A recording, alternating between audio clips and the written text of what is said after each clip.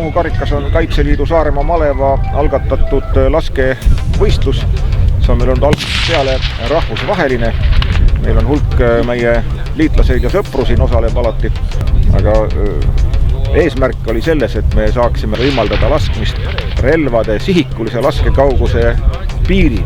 Et see konkreetne koguva tiigri võimaldab lasta siis kuni 1000 meetri distantsil.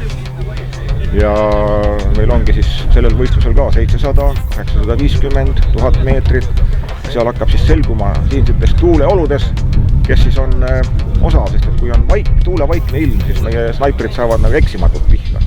Aga külgtuule ja siinsete mereäärsete tuuleoludega on juba oluline kas teha siis 11 või 12 klikki, kuna ühe kliki parandus kilomeetri peal on juba rohkem kui üks vaks. Tore on vaadata sellise peopesa või sõrme, 5 sõrme raadiuses gruppi. Me laseme siin snaiprite 5 kuuli kaupa, mitte 10 kaupa.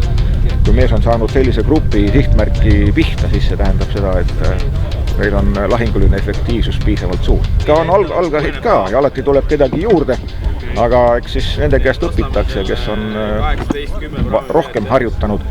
Ja see, ma ütlen, et tuuleolud on alati nii erinevad, et kes neid õigesti arvestada mõistab. See on selline natuke juhuse värk ka, sest tuul ei ole kogu püsiv, vaid on vahelduv.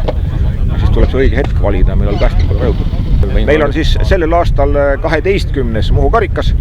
Igal aastal, möödunud aastatel on see toimunud, nii et algas asi siis 2013. Nüüd on siis 2025.